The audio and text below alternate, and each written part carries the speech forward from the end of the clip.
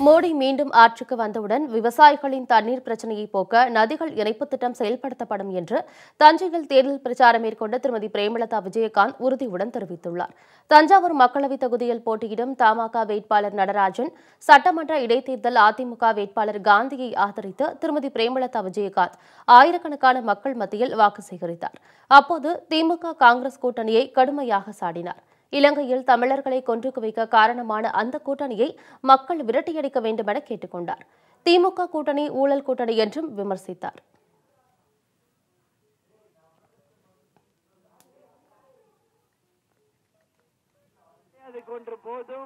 அது மட்டும் இல்லாமல் தமிழ் ஈழ படுகொலைக்கு காரணமாக இருந்த கூட்டணியும் அந்த கூட்டணி தான் ஊழல் கூட்டணி. ஏன்னா 2G ஸ்பெக்ட்ரம் ஊழல், காமன்வெல்த் ஊழல், நிலக்கரி ஊழல், இது போன்ற ஊழல்களை யாரும் மறக்கல. தமிழ் இன படுகொலைக்கு காரணமாக இருந்தவர்களும் யார்? காங்கிரஸ் திமுக கூட்டணி. ஆனா நம்ம கூட்டணி எப்படி?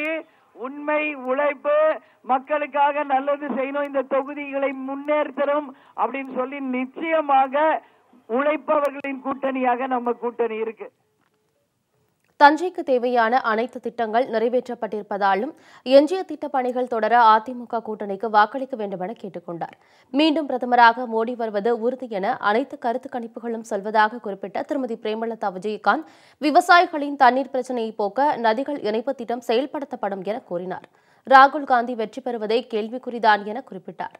காங்கிரஸ் தேர்தல் அறிக்கையை விமர்சித்து பேசிய திருமதி பிரேமலதா விஜயகாந்த், எதிர்க்கட்சிகள் அமைத்துள்ள கூட்டணியில் பிரதமர் வேட்பாளர் யார் என கூற திராணி இருக்கிறதா எனவும் கேள்வி எழுப்பினார். நீங்க ராகுல் காந்தி சொல்லியிருக்காரு ஏதோ திட்டங்கள்.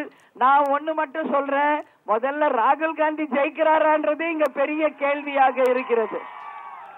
நார்த் இந்தியால போட்டி போடாம இப்ப கேரளால போட்டி போடுகிறார். முதல்ல ராகுல் காந்தி ஜெயிக்கணும், அவர்கள் ஆட்சிக்கு வரணும், அப்புறம் அவங்க கொடுத்த வாக்குறுதியை நிறைவேற்ற முடியுமா முடியாதா, இப்படி பல கேள்விகள் அங்க இருக்கு. ஆனா நம்ம கூட்டணி அப்படி கிடையாது. நம்ம பாரத பிரதமர் திரு நரேந்திர மோடி நாட்டை பாதுகாக்க கூடியவர் சொல்லி நம்ம ஓட்டு கேட்கிறோம். அதே மாதிரி இன்னைக்கு மத்திய மாநில அரசுகள் ஒன்று சேர்ந்து உறுதியாக நாம சொல்ற ஒரு வாக்குறுதி விடாம நிச்சயமாக மக்களுக்கும் தொகுதிக்கும் செய்து எல்லா விதத்திலும் இந்த கூட்டணி மக்கள் கூட்டணியாக இருக்கும் என்பதை இந்த நேரத்தில் உங்க எல்லாருக்கும் நான் சொல்றேன். அதேபோல் நாகை தொகுதி அதிமுக வேட்பாளர் தாளை சரவணன் மற்றும் திருவாரூர் வேட்பாளர் ஜீவானந்தன் ஆகியோரை ஆதரித்து நாகப்பட்டினம் மற்றும் திருவாரூரில் திருமதி பிரேமலதா விஜயகாந்த் பிரச்சாரம் செய்தார். அப்போது நாகையில் கஜா புயல் அடித்த சுவடே தெரியவில்லை என்றார். அந்த அளவுக்கு மத்திய மாநில அரசுகள் விரைந்து செயல்பட்டு மீட்பு மற்றும் நிவாரணப் பணிகளில் ஈடுபட்டதாக பெருமிதம் தெரிவித்தார். நம்ம கஜா புயல் ஒட்டுமொத்த மக்கள் இங்க பாதிக்கப்பட்ட பொழுது கஜா புயலால் பாதிக்கப்பட்ட அத்தனை மக்களையும் நேரடியாக போய் சந்திச்சு அவர்களுக்கு உரிய உதவியை தேசிய முற்போக்கு திராவிட கழகத்தின் சார்பாக தலைவர் ஆணைக்கு இணங்க அத்தனை மக்களுக்கும் 1 கோடி ரூபாய்க்கு மேல உதவி பொருட்களை நேரடியா போய் செஞ்சு கொடுத்திருக்கோம். அதே போல கஜா புயலில் பாதிக்கப்பட்ட மக்களுக்கு இப்பொழுது ஆளும் கட்சியான அனைத்து இந்திய அண்ணா திராவிட முன்னேற்ற கழகம் சிறப்பான முறையில பணியாற்றி ஒட்டுமொத்த மக்களுக்குமே அந்த இருந்து இன்னைக்கு காப்பாத்தி இருக்காங்க.